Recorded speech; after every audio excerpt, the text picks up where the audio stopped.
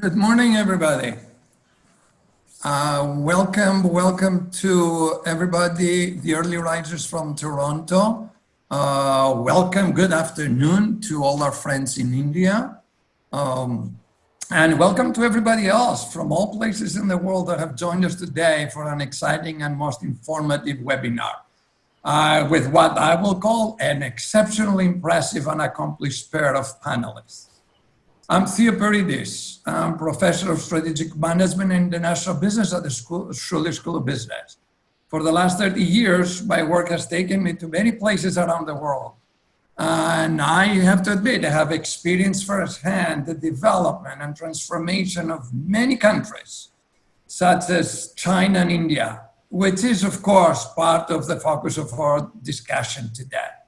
Our webinar is part of Schulich's series of Shaping the Post-Pandemic World and represents one of the school's many initiatives in response to the crisis.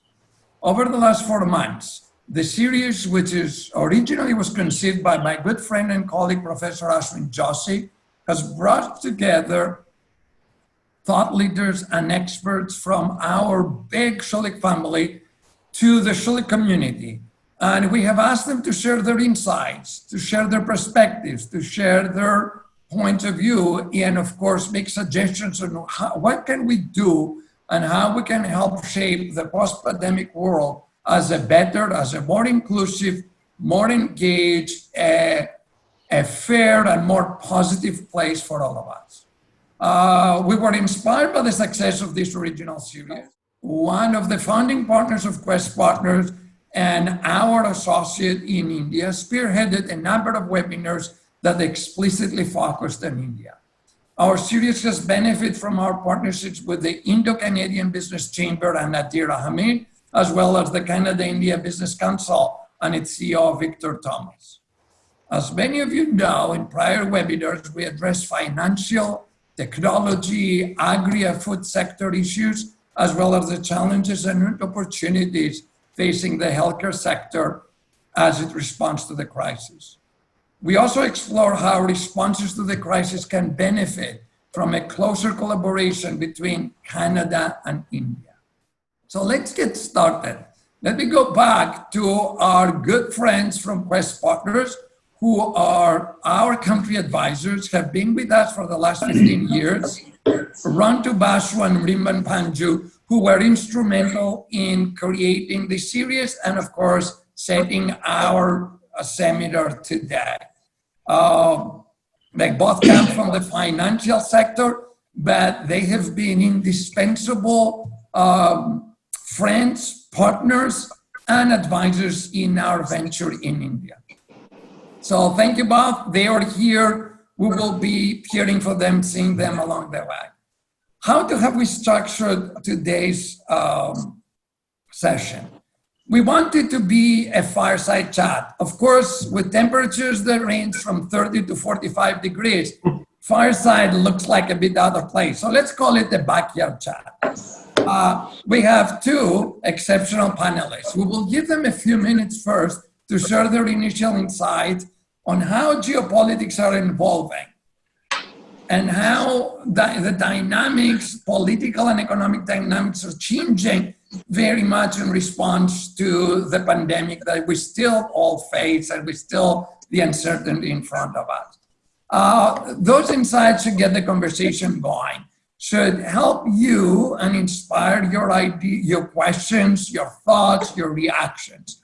While these questions are coming in, I will ask my good friend Alan Middleton to put forth some questions to Naushad and get his insight from the vintage point of the industrialist, for the vintage point of the global trotter, or the vintage point of somebody who has been working internationally, has traveled and educated himself internationally, and is very familiar with what's going on globally, but critically in Southeast Asia. So let me formally introduce our 2 panelists. First, Dr. Seth Forbes, who is the co-chairman of Ford Marshalls. Ford Marshalls, for those people from Canada that don't know, is the leading steam engine and control instrumentation firm in India. It has world-class facilities that are constantly ranked among India's great places to work. Naushad is also the chairman of Ananda Aspen Center and Bharatiya Yuva Shakti Trust. And very importantly, the past president of the Confederation of Indian Industry, which is, like the word counts, the number one entity that advocates into the government for the Indian industry as a whole. Also, Naushad is the chairman of the Center for Technology, Innovation, and Economic Research in Pune, where he is based. Naushad received his bachelor's, his master's, and his PhD degrees from Stanford in the US. And then for almost 20 years, he was also a lecturer and a consulting professor in issues of technology and in issues of industrializing countries. He also got a doctor's degree from the University of Edinburgh in Scotland, or for some people, the United Kingdom. Critically for us, Naushad is also on the board of several educational institutions and has a soft spot for education, for knowledge, for disseminating knowledge, and building strong education institutions in Canada. It also gives me a great pleasure to introduce my good friend, Alan Middleton, who is the executive director of the Schulich Executive Education Center.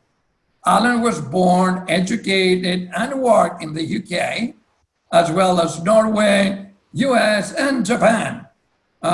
For a number of years, I'm not going to say the dates, Alan was the CEO of J. Walter Thompson in Japan, the third largest office globally for the big marketing and advertising firm that we're all familiar with, and is the company that does all the marketing for us big names like Ford and Kellogg and Mitsui.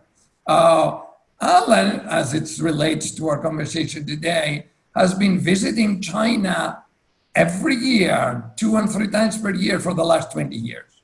Alan opened our Executive Education Center's office in Beijing in 2003. That's 17 years ago.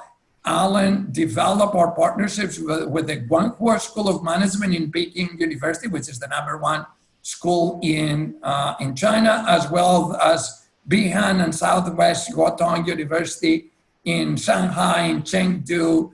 Alan has been all over India, has been working with many Chinese companies, and unquestionably has a vintage point to what China does and what China aspires to accomplish through its geopolitical moves. I should get out of the way. I should turn to Naushad and ask him to share his comments, because all of you are here to hear him and not me. Naushad.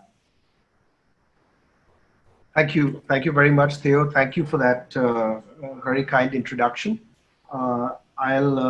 I'll start with just a very few comments. I thought I'd say a few things about India first, and then a couple of things, very few things about the world. Really a question more than anything else that's been playing in my head.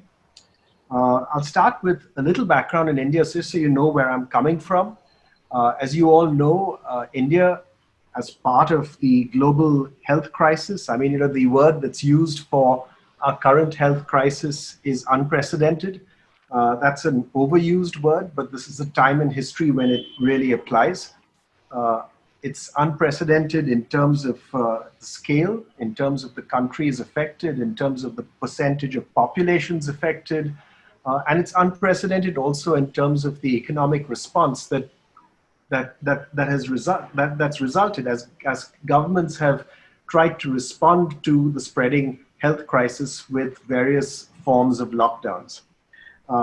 Middle of April, when India was in its first lockdown, the estimate was that something like 60% of the world's population was under some form of lockdown or the other. So completely unprecedented relative to anything else that's ever happened before. The spread of the virus in India continues. We have a growing infection rate, a rate that is, I think at present, we're just at around 2 million cases. with 40,000 deaths. We have at present the most rapidly rising numbers on some days in this last week or so of both cases, not yet deaths. But definitely something to be concerned about and something that is still unfolding as we speak. The Indian government responded very stringently to the health crisis very quickly as well, perhaps even too early towards the end of March, when we had put in place what by Oxford University has ranked the stringency of lockdowns around the world, and it ranked India at the top with a ranking of 100%. And that stringency of lockdown really halted economic activity very dramatically. In the course of 1 month, between roughly the middle of March and the middle of April, about 120 million people lost their jobs. That's a huge proportion. We ended up with an unemployment rate of around 27% middle of April. And then equally quickly, as the lockdowns unraveled over the next months, we saw that rate come down. By middle of May, the unemployment rate was down from 27 to about 21. By the middle of June, to around 12, 13%. And by the middle of July, the most recent numbers that we have say it's down to around 9%. Still high, still higher than in March, but a huge spike and then a decline. The estimates of GDP growth this year were that Q1 GDP growth probably dropped by around 30%. That would be the estimate I'd make on the basis of tax revenue. And most estimates for this year as a whole say that GDP will fall somewhere between 5 and 10%. Most estimates also say that there'll be a bounce back next year, but that still says that at best, come March 2022, so 2 years on almost, we will essentially be back in terms of economic activity to the level that we were at in March 2020. And it will be sort of two lost years of economic growth. So a very dramatic impact on the country, both from a health situation and from an economic situation. But I think it's always good, whenever you talk about India, one of the comments that I would always make is that India is a long-term bet. India is not a country that you bank on in the short run. The path is always going to be jagged, rocky, uneven, whatever word you wish to use, but the path points upwards. And it points upwards in a reasonably solid progression. And our long-term economic prospects, I think, are still robust. We've been, as a country, one of the world's 10 fastest growing economies over the last 30 years. We will continue to be one of the world's 10 fastest growing economies over the next 30 years.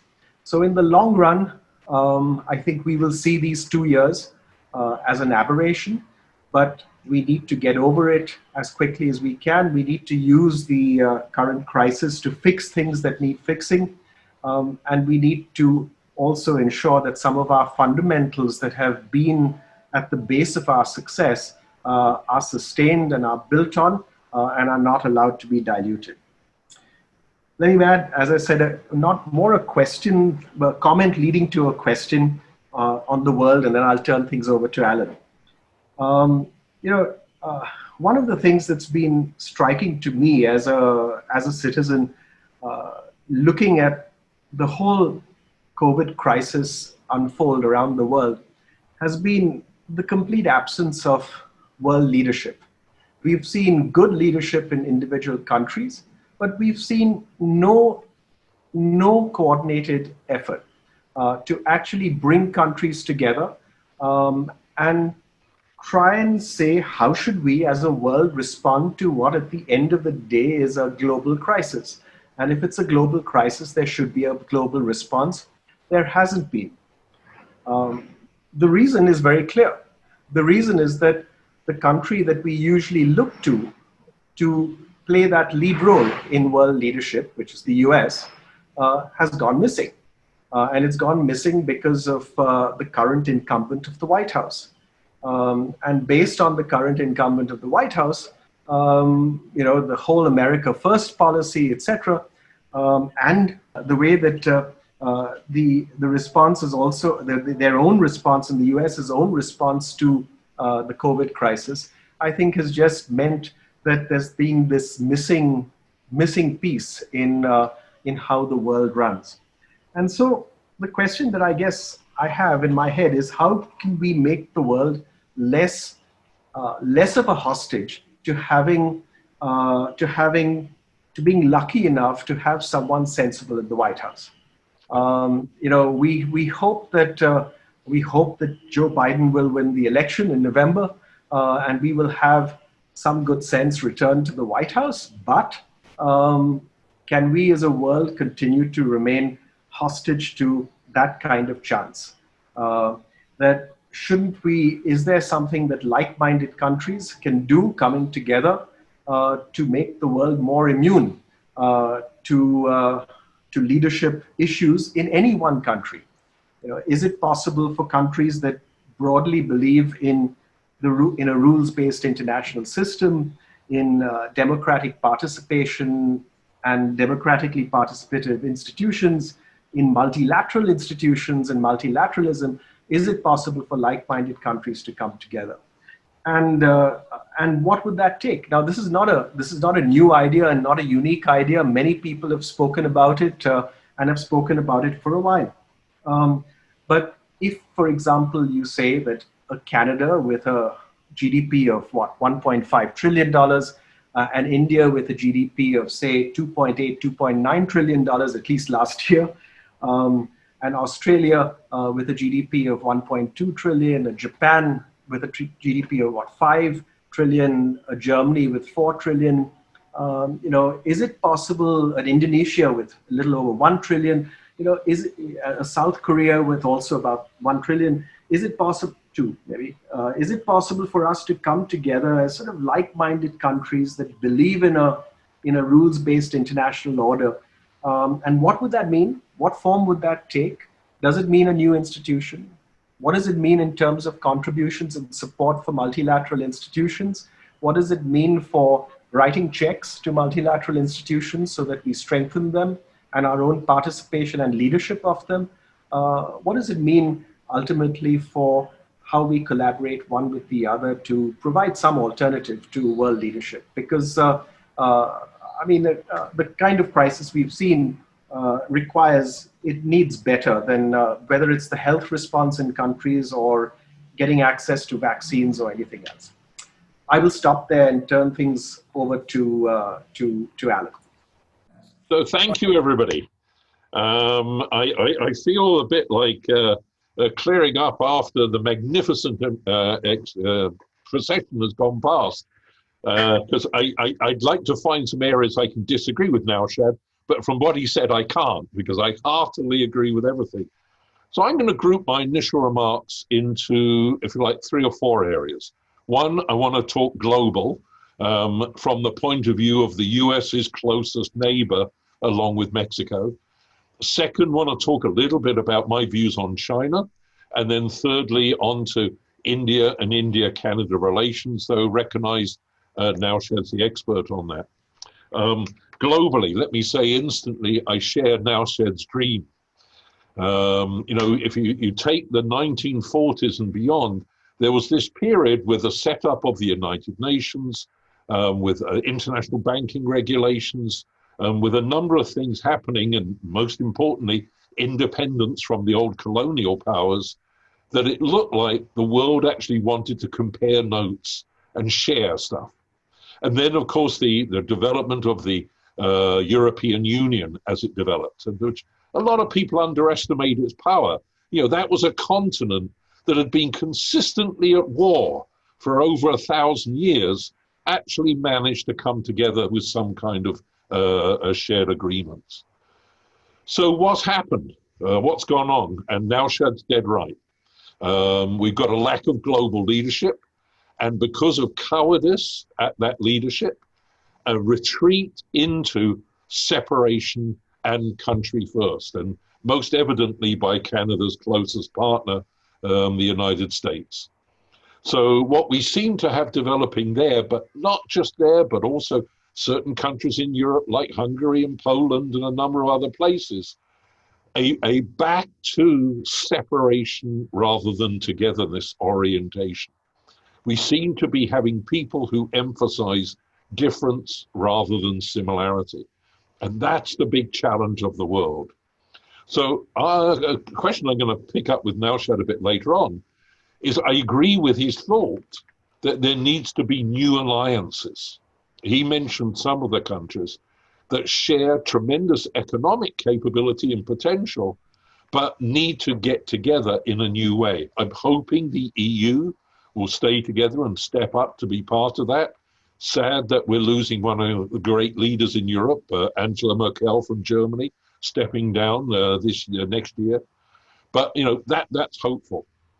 Perhaps the use of COVID to link it to Naushad's starting point is one of the things that is working cooperatively is the healthcare system.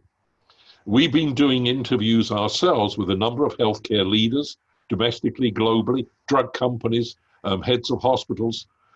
And other than the US, with its total failure during the COVID crisis because of its over-commercialized healthcare system, there's a lot of cooperation going on the pandemic. Now, whether that will remain over time is a big issue, but at least you've got the theme that those countries listening to their medical advisors seem to be being prepared to swap information and turn things around. So unfortunately, my net summary on the global orientation, though, is big battle to overcome this increasing selfishness and separation evidenced by global leadership in so many countries. China. Just some stats on China. Everybody knows it's the second biggest economy. Important for the commercial sector. In the Fortune Global 500 corporations, China now has more of its organizations in the Global 500, biggest than the United States. So you've got huge organizations from China, some state-owned, some private, but they've aggressively moved out globally. Not just through Belt and Road, which is not like, for those of you old enough, the old US Marshall Plan. It's not been all gifts. A lot of it is loans, and a lot of it has capability to sort of pull in the reins. But there was no doubt that for a long time, China looked like it was going to use its soft power at exactly the point in time the United States was, under its current leadership, almost withdrawing. Unfortunately, the Xi Jinping administration has proved itself to be as aggressively centralizing and controlling, almost back to the Mao Zedong roots.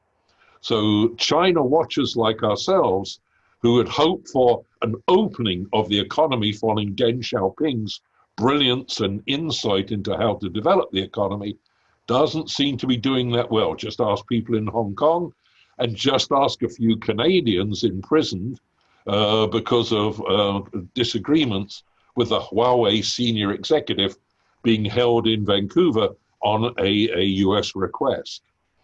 So where is China in the future? And this is the big challenge for India, because we have the US as our next door neighbor, and we have to put up with that. You have China as your northern neighbor, with already disputes on the border.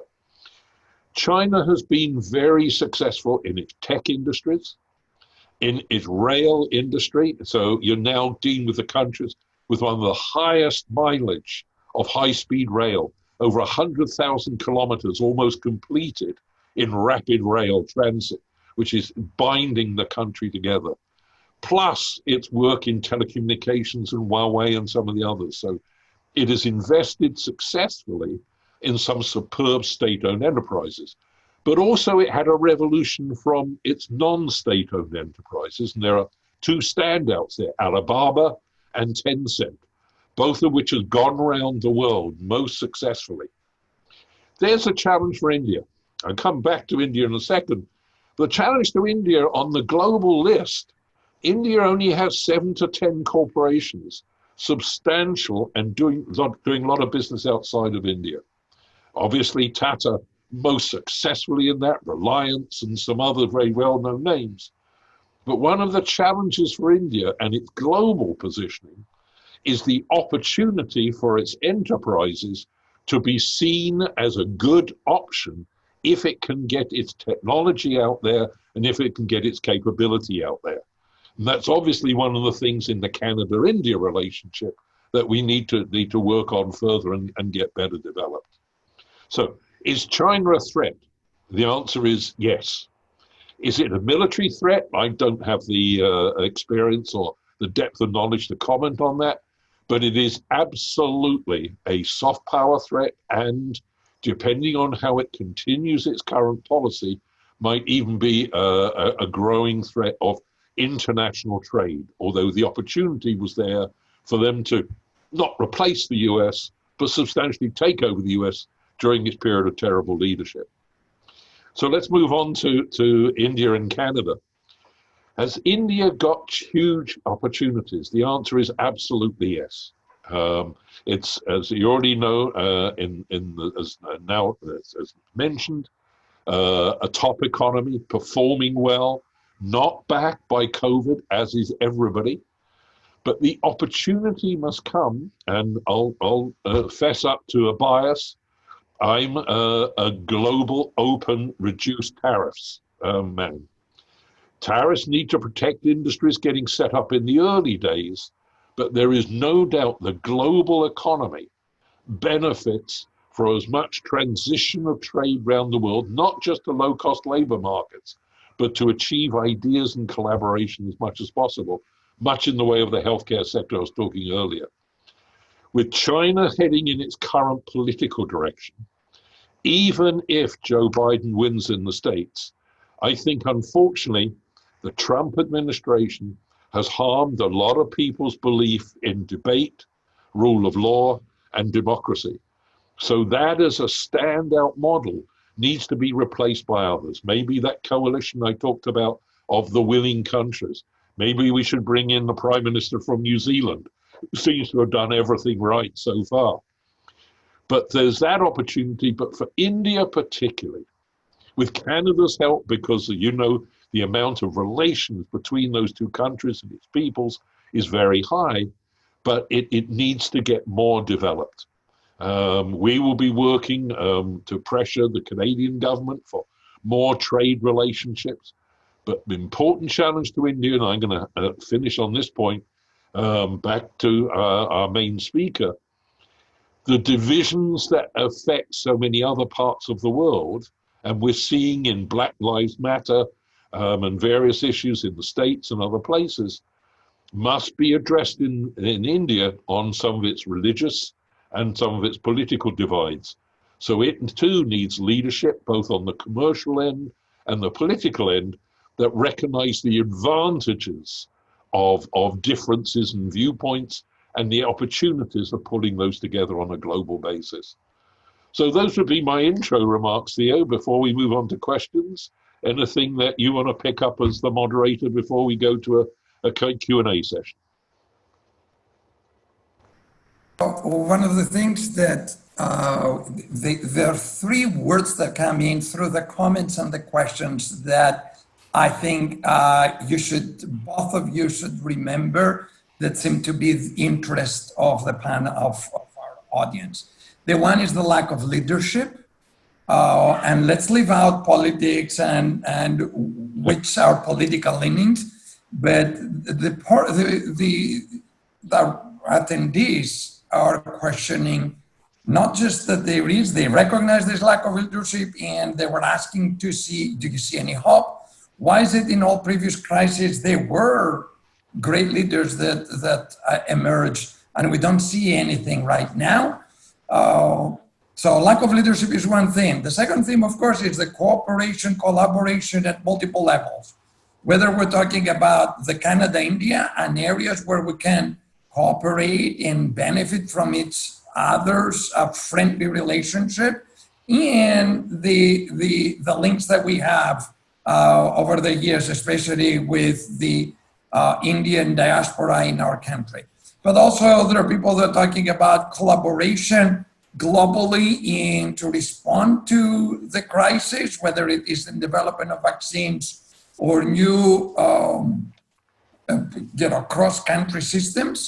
And where are the areas where collaboration will be beneficial and is mostly needed? The last issue that has come up is human rights violations.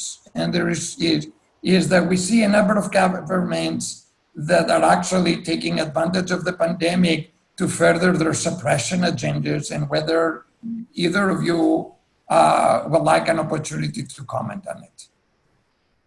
Now, I'd like to ask a question picking off on your first one, Theo, which is India's corporation sector and business sector, and its orientation within India or externally as an opportunity.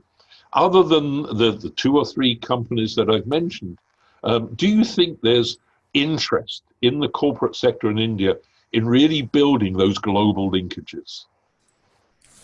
So I think it's a very good question. Actually, I think all these issues are very substantive, important issues for us to address in sequence. But I think the question on Indian companies is very important.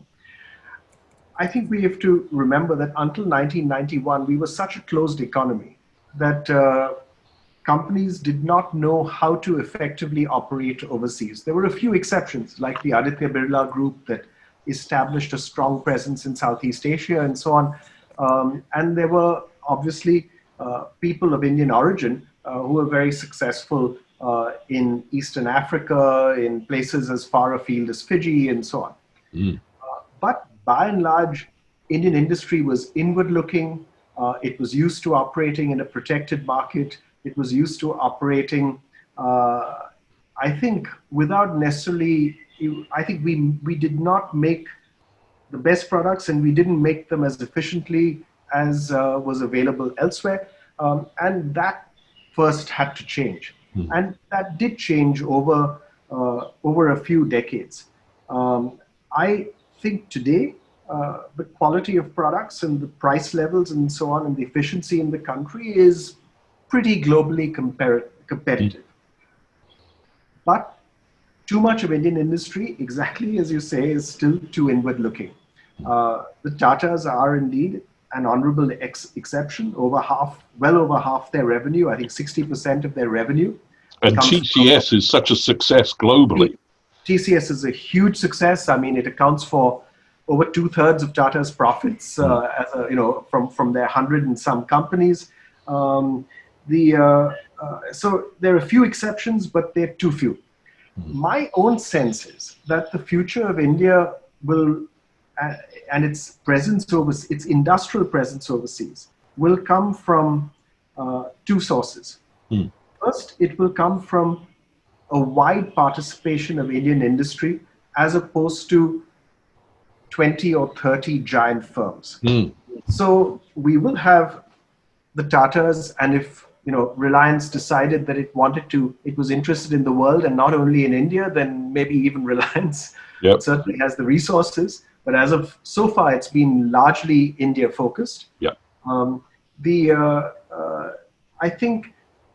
I think our future actually rests on having hundreds, if not maybe even a few thousand good, successful Indian firms that are in the, let's say, $100 million to $2 billion range, operating internationally and establishing a strong presence. So in a sense, I think the future of Indian industry, a good future of Indian industry should look more like Germany. It should look more like the Mittelstand businesses of Germany. Which is about 40% of the German economy is in that Mittelstand group. Such a powerhouse. And for that to happen, first, Indian firms need to have international ambition. They need to see their market as being promising and more promising outside of India. And second, we need to invest a lot more in technology and innovation. Total in-house R&D by Indian industry is about 0.3, 0.4%, maybe 0.4% now of GDP. Yeah. The world average is 1.5%. Yeah. The Chinese average is 1.5%. Yeah. Right? So we need to scale our investment in technology within our firms by a factor of 5. And if we can do those two things together, of substantially increasing our investments in technology within our firms and substantially increasing our investments in developing markets overseas and our presence overseas as firms, and do it on a widespread basis, hundreds and hundreds of firms, I think that's the way we will see the emergence of a strong Indian industrial presence overseas. I think it will happen that way, and indeed I hope it will happen that way, rather than through a few champion firms. Because a few champion firms, well, it works. A few champion firms tend to go better with more authoritarian regimes. They tend like South Korea, what went out. South Korea earlier on, yeah. Right? I mean, and they still struggle with the legacy of having these really strong, influential, politically connected chaebol. So it's I think the future of India rests in that direction. I think that's an absolutely wonderful model. Is that a model you think that politically would be acceptable in the Indian context? So I think politically it's very acceptable. Yeah.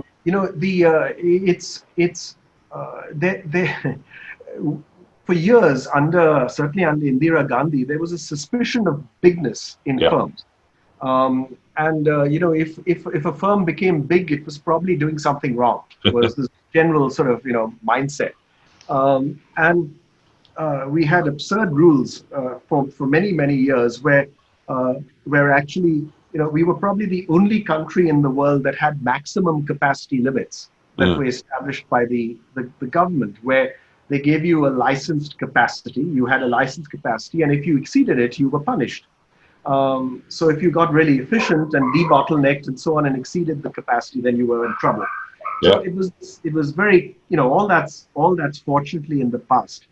But I want to come back to a point that you made, Alan, about tariffs. Between 1991 and 2017, the move in India was consistently reduced tariffs. Yep. Since 2017, that has reversed. Yes. And we've had many rounds of tariff increases. Very popular, as tariffs usually are with industry. They shouldn't be. Because if industry is actually interested in its own medium and long-term prospects, as opposed to its immediate short-term prospects, they would recognize that tariffs are bad. It permits inefficiency and permits one to operate in a protected home market instead of being forced to compete with foreign firms at home. And if you can compete with foreign firms at home, that's the first step to competing with them overseas. Absolutely. So I think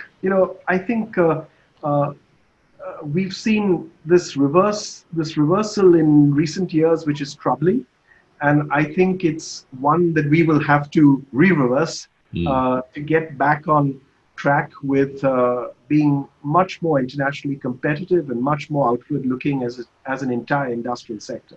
Yeah, it's a dilemma that Canada's always faced, and I agree with you, because too often for too many years Canada had huge protection. The trouble is, when it went down, there was also takeovers of Canadian industry by American organizations primarily, but also European. How do you see this plea, I call it that, which I totally agree with, for greater cooperation emerging post-COVID? And just a little background to that question. What's happened with our leaders in Canada in some of the conversations we've been having with leaders? Everybody's recognizing that the old systems were too siloed. That hospitals weren't closely enough working with drug companies, weren't working closely enough with Ministry of Health, and hospital leadership, while fabulous, wasn't being learned in building cultures across to the private sector. So you had a series of post-industrial revolution siloed attitudes to industries and indeed within industry. What we're hearing from leaders, and I hope it does continue in Canada, is getting close to the frontline workers more and listening to them, flattening hierarchies, and trying to get rid of some of the bureaucracy that inhabits government, not-for-profits, private sector, that's unnecessarily. How do you see the hope for that in Indian organizations? So we've certainly seen in our response to the health crisis, we've seen some of those barriers break down. So, for example, our regulatory system to get approvals to test drugs, the most obvious being, COVID treatments and then vaccines, have been hugely speeded up. Relative, it's taking days where it used to take years. Literally, in terms of getting through some of those regulations and regulatory processes. If you look at the occasional bouts of collaboration that we've seen in dealing with the health crisis between the center and states, where healthcare is a state subject in India. We have a federal system like Canada, and so healthcare is a state subject in India. The central government, the union government, has a limited role to play, but it has a very valuable role that it should play in actually establishing best practice, in spreading the influence of science and data, and in setting a set of metrics that really say what's working and where. We've not done that adequately. We could play a much stronger role, I think, from the union government in providing that set of standardized metrics and that use of science and data as a base for measuring effective responses by states and local governments. States in India, it's a little like the US in that sense. States have varied hugely in their response and their effectiveness. We've had some extraordinary examples of success. The state of Kerala was an early success, very much like the country of Vietnam and Sri Lanka. But in the same way, we've seen in Bombay itself, in Dharavi, in the slum of Dharavi, which has 1 million people living in a 2 square kilometer area. That Dharavi is now being written up as a very successful story of controlling the spread of the virus in unimaginably challenging conditions, where people live 6 and 10 to a room, and 60 and 80 people share a toilet. So the worst possible circumstances to control the spread of a virus like this, and it's been controlled.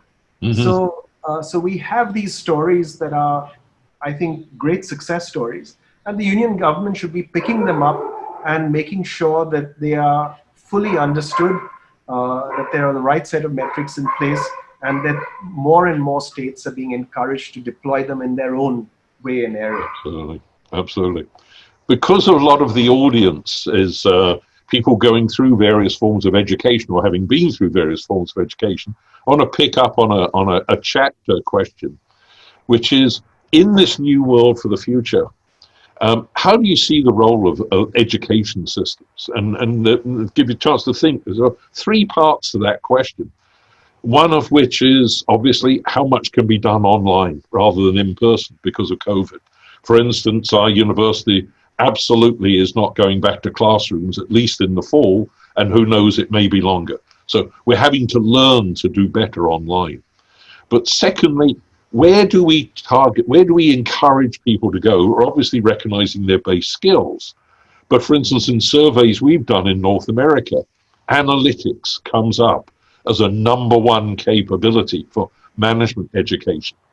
Project management comes up in a whole bunch of different areas. So there are certain themes coming up. And then the third is something you talked about, but I'll call the word humanity, or building a positive culture in an organization to go across the silos. So How do you think the education system should respond in those three ways, and any others you want to build in? Good question. So I'm trying to think a little on the fly. If you, I think the responsibility of education is not, in a sense, to be immediately relevant. I think most educationists would agree this. Yeah. So the good education is not meant to teach people skills that they can immediately go out and apply in the workplace. That's fine if you have a skilling program, but not if you have a good educational program. It's instead meant to teach you, it's meant to give you enough foundational understanding so that you can then learn the skills and capabilities that you need to learn that adapt to your particular circumstances at that point in time. Having said that, I do think that your last point on sort of culture and on humanism is very important, and it's one that we struggle with in India. For too long we've had an education system that has been very narrow and professionally focused. That we produce, as you know, a huge number of engineers a year, 3 billion engineers or something a year, and of the engineers that we produce, they tend to take no courses in the social sciences and humanities. It's a very bad thing. And then these engineers go on and get MBAs, and again take no courses in the humanities and social sciences. And so you come out with a somewhat twisted education, if you ask me. And to then turn around and sort of say that one should have some feeling for what society really needs and what a good society looks like when you've not actually been exposed to anything that gives you the right background is, I think, a challenge. So I think addressing, providing a wider liberal education, even in a remedial way, is probably a good idea. And if we look at what's driven whether the success of Donald Trump in getting elected or Brexit, it's coming from, I think, to some extent, it's a failure of our education system as well, in that it's not delivering the kind of citizens that it should. Interesting. So now how do you go about fixing that? I think there's this big space and need for a broader liberal education and understanding of history, and understanding of debate, and understanding of how theories of history get overturned, and so on. But I think there's also then a need for those tools that you mentioned that we need, analytical tools, communication tools, tools of collaboration. How do you work effectively together? These are all very important. One last comment on, actually two last comments if I can, on one on primary education. I think we should worry very much about the impact that that the current lockdowns are having on, it's easy for people who are more affluent, who can give their kids tablets and so on. But for poorer people, we've been involved in some projects from our company, CSR work in villages near Pune. And these are children who are 7, 8 years old, who are today taking their classes, borrowing their parents' relatively old, rather, not a very good quality smartphone, and that's their connect with education today. And it's, how long is this going to continue? Otherwise, and people and children, I think, are getting into the habit of not going to school. Yep. And that's very dangerous. So I think I really worry about what the current crisis is doing to poorer kids in poorer countries. I think it's a big challenge. And then the other, particularly with regard to management, management schools and companies, is, working from home is fine, but how do you build a culture, a company culture that's effective working from home? I don't know. Absolutely. But I think Schulich should figure that out. Yeah. Because I think it's a big challenge. It's I mean, we think in our company we have a good culture. We're working from that just now as we all work from home. But we've hired two new managers who joined us while we've been working from home.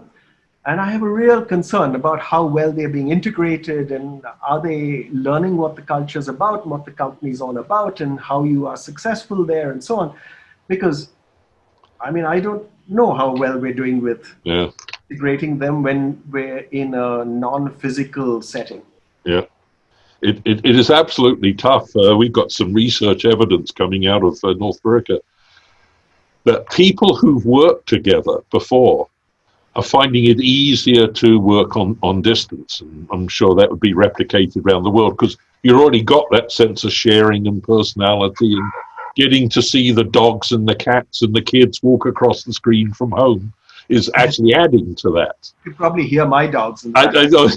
Yes, absolutely.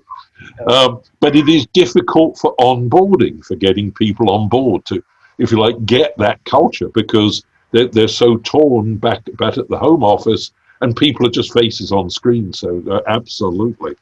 Are you an optimist? I'll give you a chance to think about that question. For India in this, assuming COVID's with us as an effect for, I totally agree with what you're talking about, for at least the next year, and probably impacting into 2022. But, there is no doubt that the old, let me call it the old global powers, Russia and the United States being the two most recent, and now the emergence of China, may be influencing the world less because of the growth of other groups, India being one, hopefully the European Union staying together with another, some of the other Southeast Asian economies. So that sharing that's needed in this new world is a big challenge. So how optimistic are you that we do have the leadership hiding to be able to do it?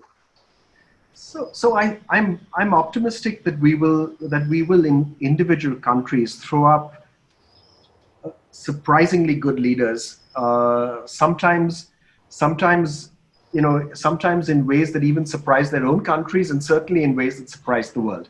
I mean, you mentioned New Zealand, right? I mean, I imagine that people in New Zealand were not surprised by how wonderful a leader Jacinda Ardern has turned out to be. But the world certainly, the world was not used to thinking about, New Zealand. I mean, there's this great Oscar Wilde quote, right? That there's this world, and then there's the next, and then there's New Zealand. That's right.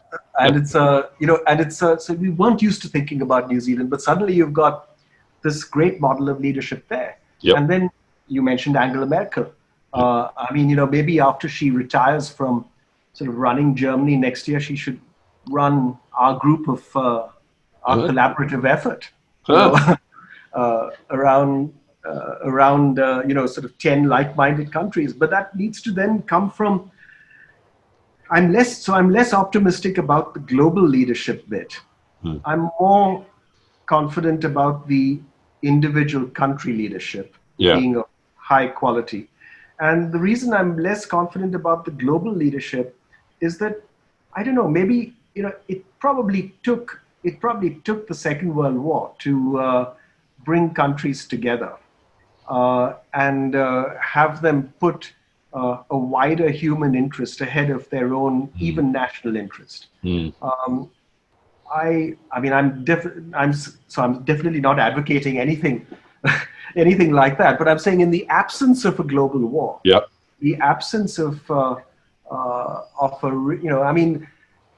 can we turn the COVID crisis into that global challenge for that leadership to come to the fore?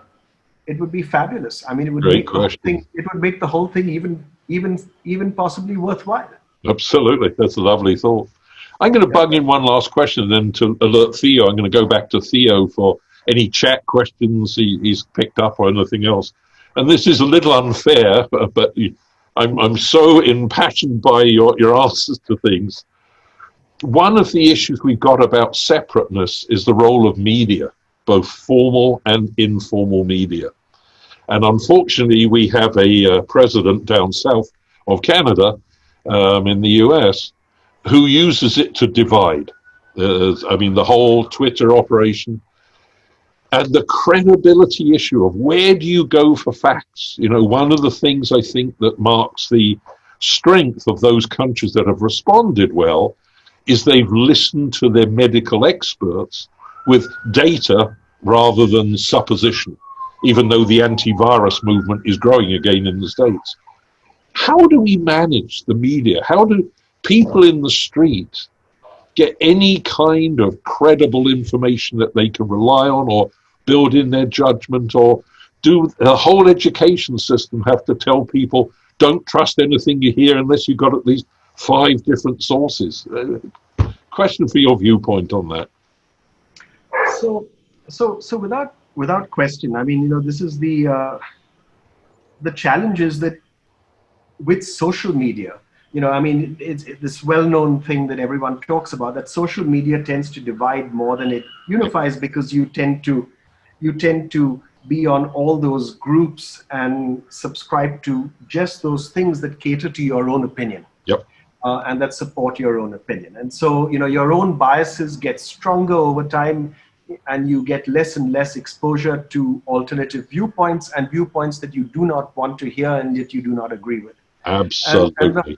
So the whole role of a newspaper that would be the newspaper of a city, or even of a country, you know, where there's some attempt to have a divergence of views, you know, and this is something that I think all sides of opinion don't come off well with. You know, it's they all seem to really channel thinking. So how do we address that? There is this underlying assumption that that social media self-corrects. You know, that Wikipedia, if you put the wrong facts up there, someone will get on there and correct the facts. So you have some sources like Wikipedia that I think are impressive, and they may not get everything right, but they try to. And they self-correct, and they have a mechanism of self-correction. And how do we make the Wikipedia model a more a bigger part of our media input? You know, we have in India, we have 2 very good sources that were started by, actually, he was a television journalist named Govindraj Ethiraj. And Govind started 2 media outfits, one called Boom, that just checks facts. So you can send something that you want checked out to Boom, and they'll check it out for you, and then they circulate to everyone what the truth was. You know, so if fake news is put out there, they will address it and put it out to everyone. And they're completely non-ideological. They will check anyone's facts. Second, he started something called India Spin, where they actually do the same kind of thing, where they put things out that are well dated, you know, good facts, well checked out, etc.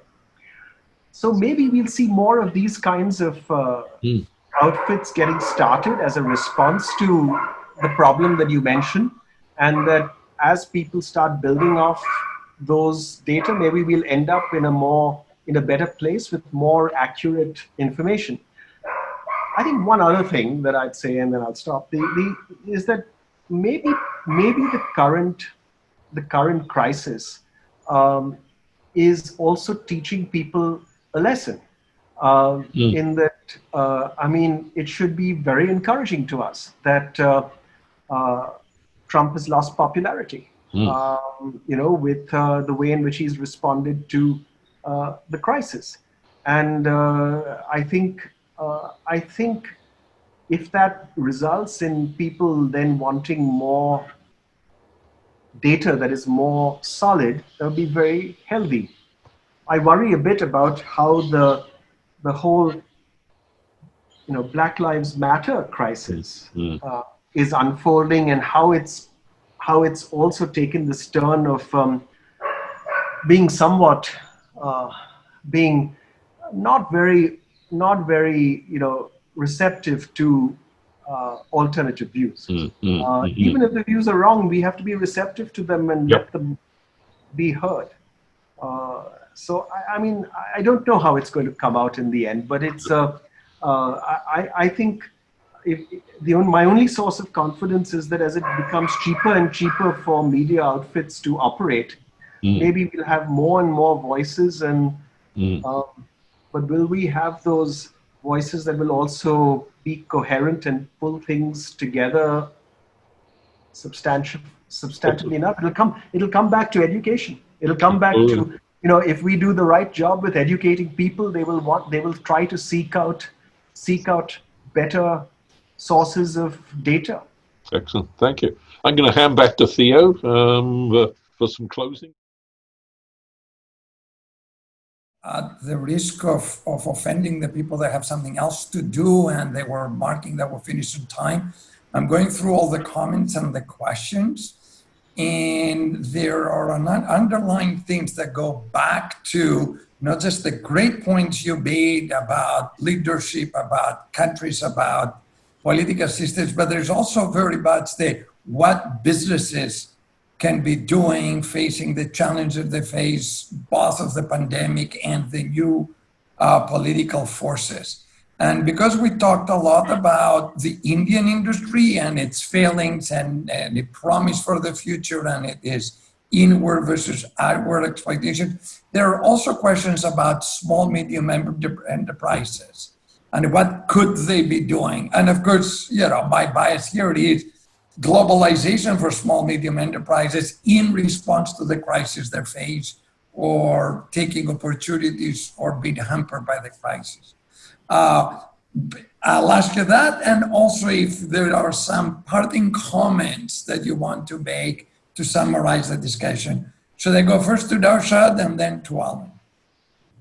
So on the role of small and medium enterprises, in India we have we should first talk about what we mean by small and medium.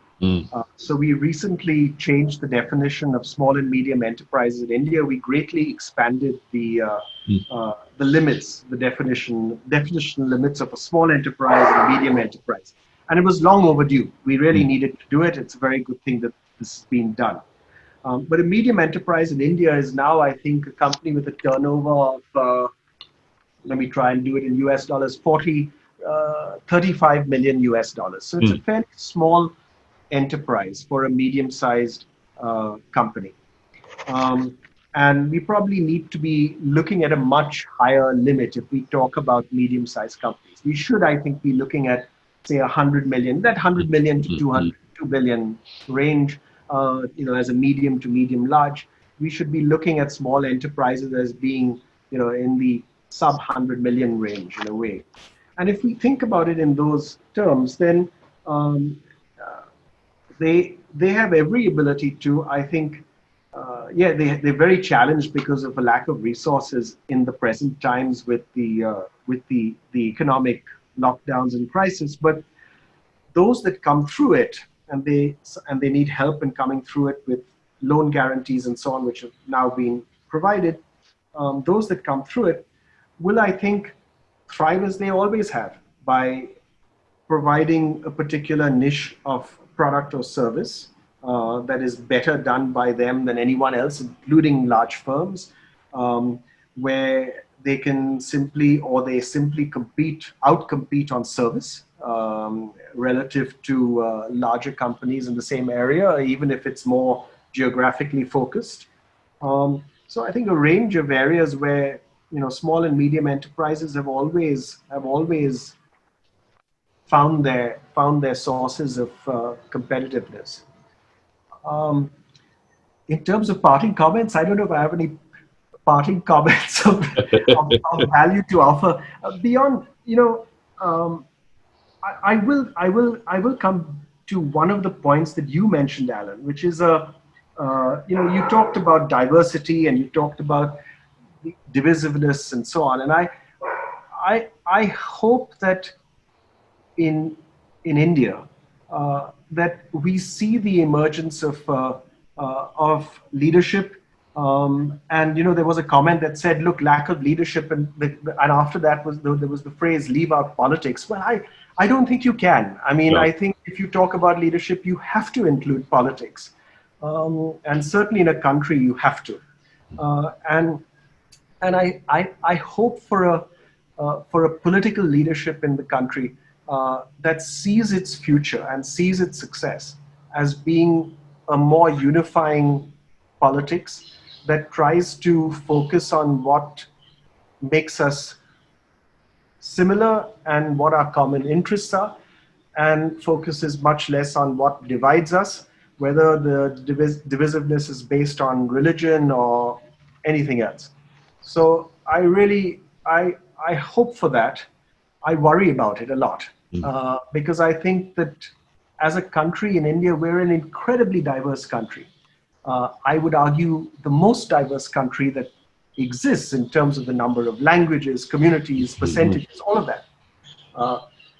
And the only way that India can succeed is if we use our diversity as a strength and have a minimum agenda of unifying elements. And then rely really on the enterprise of people and states and communities and companies to really make things happen, as opposed to one or two wise leaders. Excellent. My final thoughts, and I'm going to pick up on that one last because I totally agree. And it's that magical word innovation. And innovation is aided so much by listening to alternative ways to do things and listening to people with backgrounds that are different and say, well, why do you need to do that? And, have you tried this? Backgrounds in different experiences and training. So the very diversity issue is key to innovation, which links to my comment about small, medium enterprise. And as you said, I loved your vision that, India's opportunity may be, the Mittelstand of Asia Pacific. And I think that's absolutely brilliant. But what it needs is to recognize that innovation is going to lead that speed of response to the marketplace is something smaller companies can always utilize relative to bigger organizations, that providing you protect your capability, working with big organizations can often give you the start, because a lot of small, medium sectors start up that way, but also with the examination of opportunities outside your immediate area. Because I think, an investigation of what Indian technology capability is capable of applies in so many places. I'll use a Canadian industry as an example. Canada has one of the leaders in technology for ozone sniffing, sending up balloons to sniff ozone in the area. Now, there are only about 100 customers globally, but this tiny little Canadian company, it's not so tiny, services about 80 of them. And it's those opportunities where in the tech area, in the innovation area, where it goes. But the other thing I'd also add in for small, medium enterprise is network, and network. Because they share size and problems that they can learn from, obviously, educational institutions, obviously watching what big companies do, but from each other. And if you're solid on what you're doing is a point of difference, and you can move faster, and you can keep improving, and yes, get the funds, then that opportunity is there, and that would be my view. So overall, I'll ask the question I asked myself, am I an optimist? I'm an optimist for India. I'm an optimist for Canada. I'm not sure I'm going to see in the next 2 or 3 years the move to the integration of effort post-COVID that I'd really like. But I think if we start watching and listening to the healthcare organizations as they begin to work globally, hopefully we can push that on to a whole bunch of other organizations. And if any politicians are listening, I really like the idea of New Zealand, Australia, India, Canada, Turkey, and a bunch of other places getting together and ignoring the traditional big organizations and say, okay, let's us actually get together. So Theo, back to you. Thank you very much, Alan. Thank you very much, Naushad. Great conversation.